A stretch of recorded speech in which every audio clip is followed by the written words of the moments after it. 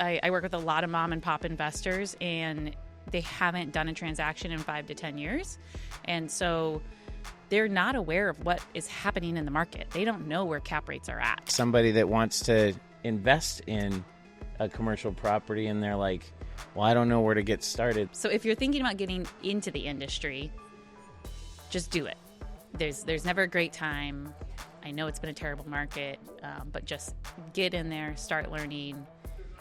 Don't wait. If you're at the wrong spot, if you're at the wrong office it's just not the right culture fit or whatever, or you're working on a deal that you know is never going anywhere and that's not going to happen, figure out how you get out and stop wasting your time. That's all we have is time. Forget chasing single-family rentals. Let's build commercial portfolios. Collect the best insights and information from commercial real estate experts and industry heavyweights on this episode of the Rent Stew podcast.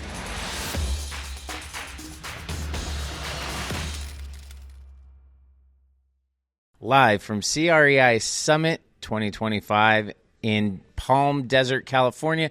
This is the Rent Stew podcast. I'm your host, Christian Cotta with Hungry Investments.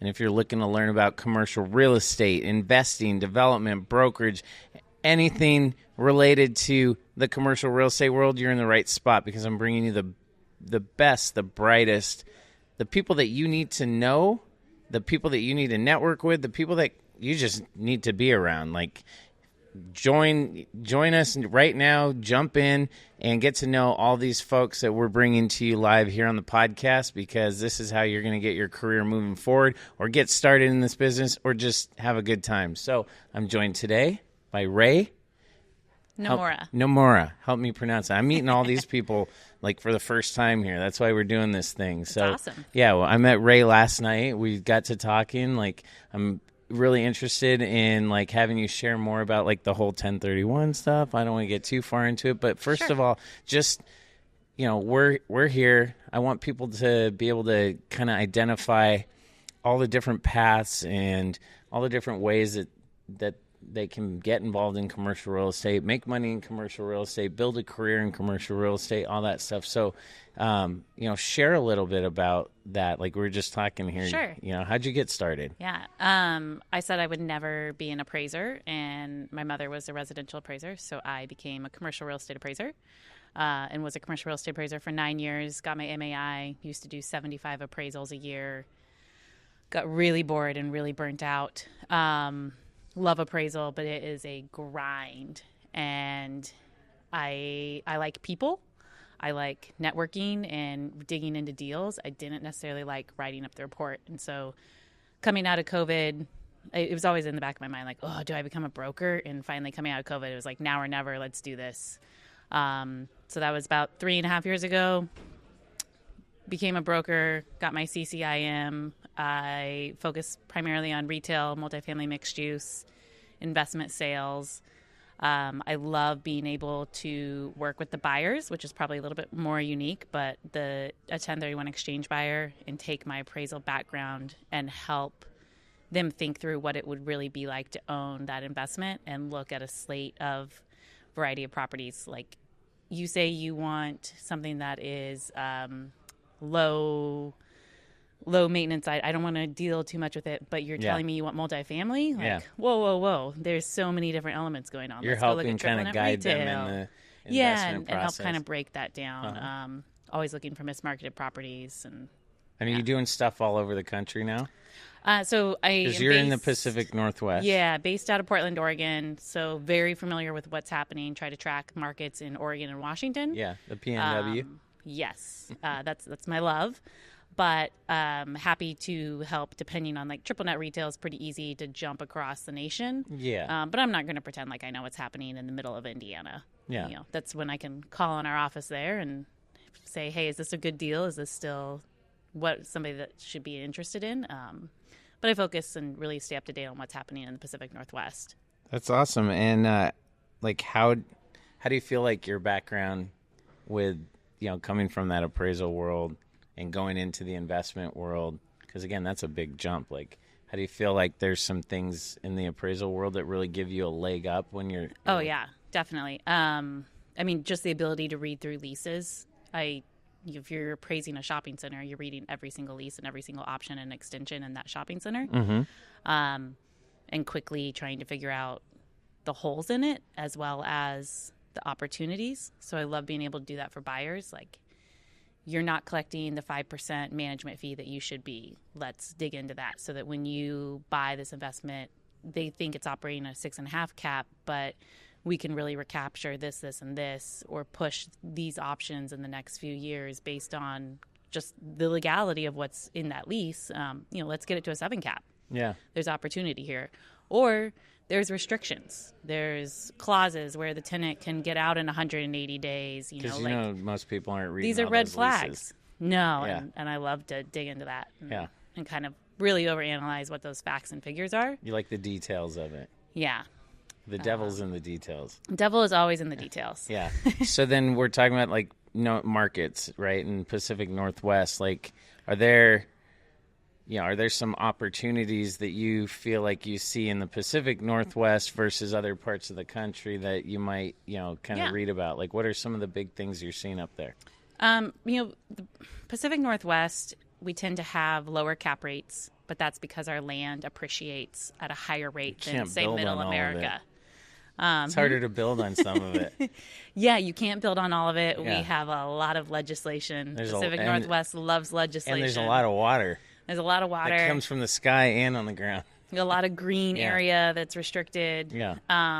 So our appreciation is... This video is sponsored by SiteCRE.com, the smart site submittal platform for tenants, landlords, and developers. Site streamlines the entire site submittal process, from custom AI-powered submission portals to a tenant-seeking site marketplace that makes expansion fast, efficient, and targeted. At Hungry Investments, we use sites to validate sites we already control, target locations for specific tenants, and even identify tenants actively looking in trade areas where we're doing our due diligence. It's become an invaluable tool for our growth, and it can do the same for you.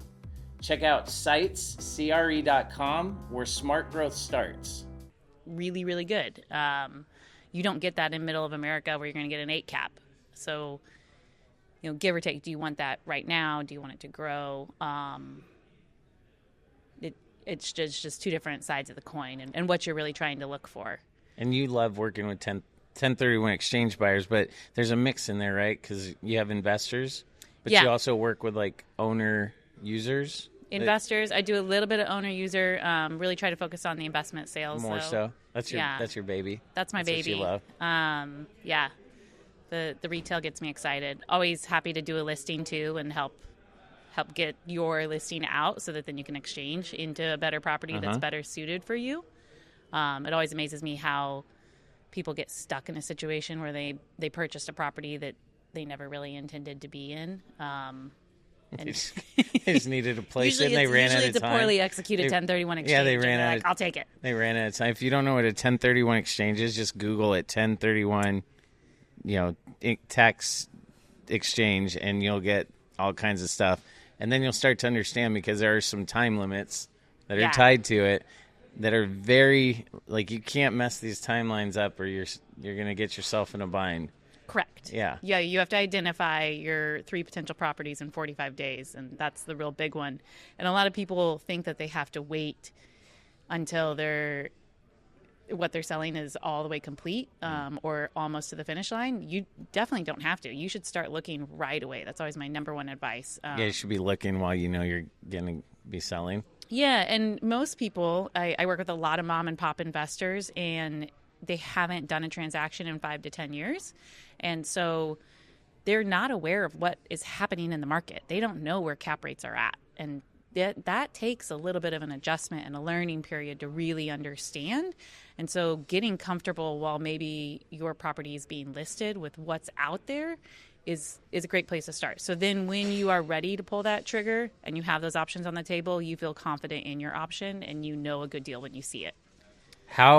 We're obviously at CREI Summit, so it's a lot about like social media, technology, all that kind of stuff, right? Yeah. How are you using some of the new technology or how are you using social media, or how would you, like to be using social media, whatever your preference is, but like whether it's technology or social, like to build your investment sales business, going back and forth, like finding people, finding properties, like what are some cool things that you're doing or seeing? I love to have a good network. I love to know, too, when I'm representing a buyer that when they need a property manager, they need insurance, they need a good exchange accommodator, that I'm putting them and connecting them with the best potential option. And I can only do that if my network has those people in it, and I can make that phone call and connect A and B. So my network is very, very important to me, and continuing to build that out. I'm not just seeking clients, investors to work with on social media or here. I'm really looking to help build out that entire transaction network. Experts in every step of the... Experts that I have confidence handing my clients over to and saying, this guy is going to get you the best insurance deal, or this really is the best property manager to go with. This isn't an ideal situation for a 1031 exchange. I had that come up recently, and I had to help pivot my client into a very different, unique situation. So I have a great tax advisor that I referred him to that is just going to be way better for their family to take their money out of the exchange and go a different route. Yeah. Figure out how... And I won't make any money off of that deal, but you're helping them. That client is going to be in a way better position, and that's, at the end of the day, what I care about. And where do you like to connect with all these people? You primarily LinkedIn? Yeah, I'm primarily on LinkedIn. You use any of the other platforms? Instagram a little bit, and okay. We're going to connect on there?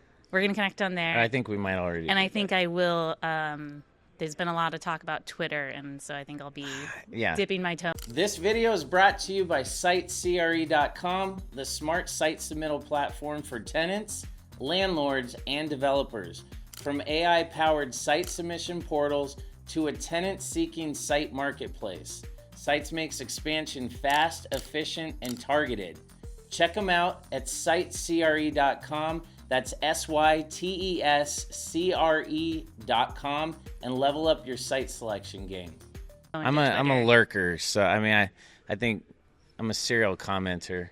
Yeah. Like, the only thing I post on there is when we post something on YouTube and like, hey, come over and watch the podcast, like all that kind of stuff. Yeah. But I keep joking that I don't think my thoughts are that important that I need to like post them out. Like, yeah, you know, I'm not comfortable on Twitter yet. Like, the kind of stuff I might post is like, hot sauce, man, it's hot. Like, you know. I mean, I really like hot sauce, so I would be interested to know which hot sauce you're talking about. Is it the green or the red kind? I like smoky. Yeah, there you go. Yeah, there you go. Like, do you see any cool, like, how are you using, like, AI and stuff in your business?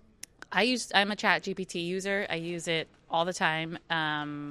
A lot of the times to categorize my thoughts and be a sounding board. Mm-hmm. As a broker, there are people that I work with and people that I can lean on, but a lot of the day is me and my own thoughts sitting there, and so I love having that sounding board to just kind of go back and forth. I also love to categorize, throw multiple different data points and maybe articles about what's happening and my ideas into ChatGPT and bounce ideas off of how that all collaborates. It's pretty amazing, isn't it? Like, it's really cool. When you start to build out some of that stuff and see it like put a whole picture of everything together for you. Yeah. I mean, it's a tool, and it's out there, and we should all be using it, right? It's a powerful tool. I'm sure when they came out with spell check, people thought that was wild, but... Grammarly? Yeah. I'm a terrible speller, so... Yeah. I embrace those assistants to help get you by. It's just using it and not using it properly, I guess, in the right way.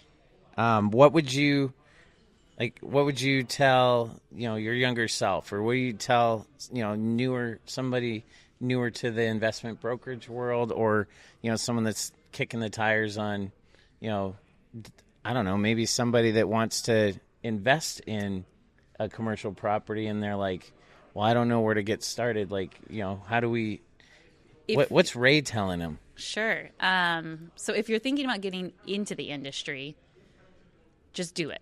There's never a great time. I know it's been a terrible market, but just get in there, start learning. Don't wait. time is the devil in this industry, in transactions and just experience and being in it. And so jump in. And then if you're at the wrong spot, if you're at the wrong office it's just not the right culture fit or whatever, or you're working on a deal that is never going anywhere and that's not going to happen, figure out how you get out and stop wasting your time. That's all we have is time.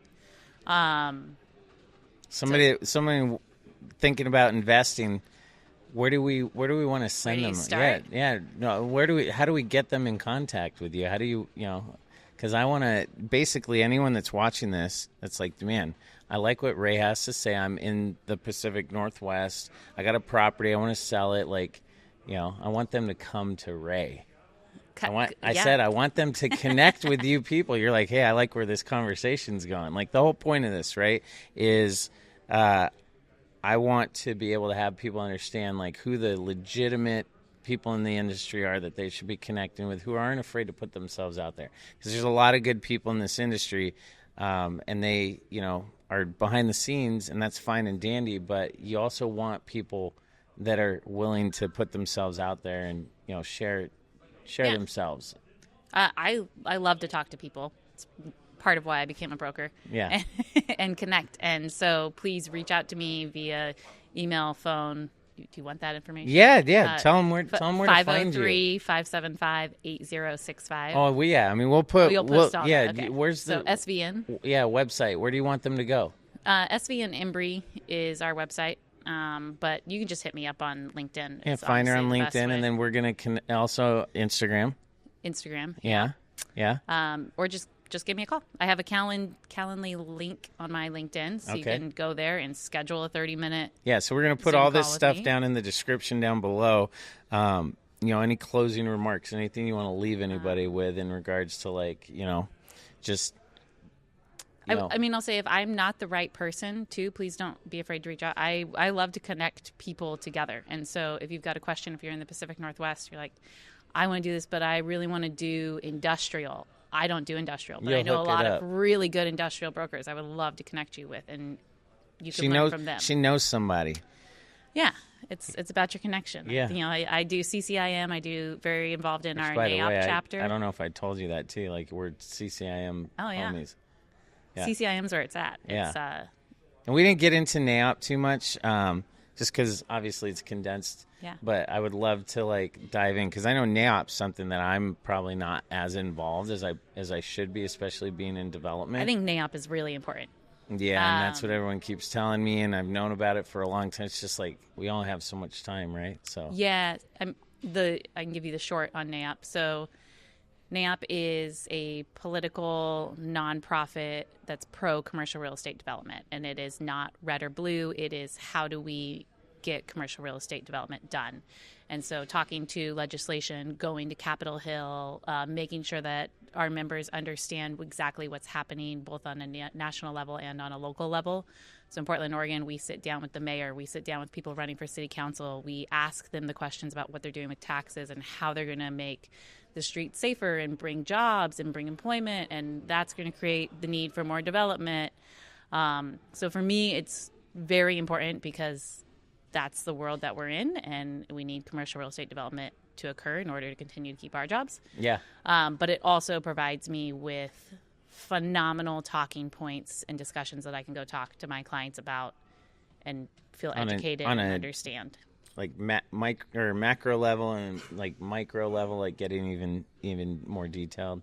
Yeah. It just helps you all the way across the board. And it's usually a room of really great, fun people that you definitely want to hang out with. Too. Yeah. I got to get more involved. You got to do it. Yeah, absolutely. Well, I appreciate it. Make sure you check the description. I want you guys to connect with Rae.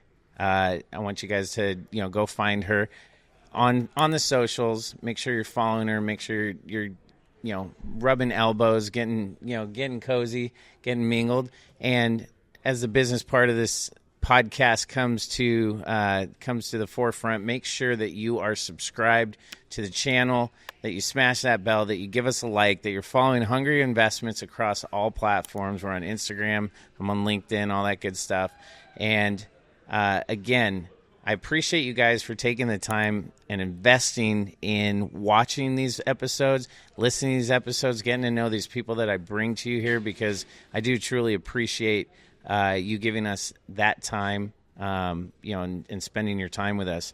At the same time, I do hope that you're finding value in this, and if you do, please share this out with somebody that you think would gain some sort of benefit from this as well. In the meantime, you know what it is. It's time to pay that rent. Rent is due. And as always, my friends, stay hungry. If you made it this far through and you landed here, it means you're serious about making money in commercial real estate. Don't forget to hit the subscribe button if you're not already following for more great commercial real estate, and check out this video or this video. As always, stay hungry, my friends.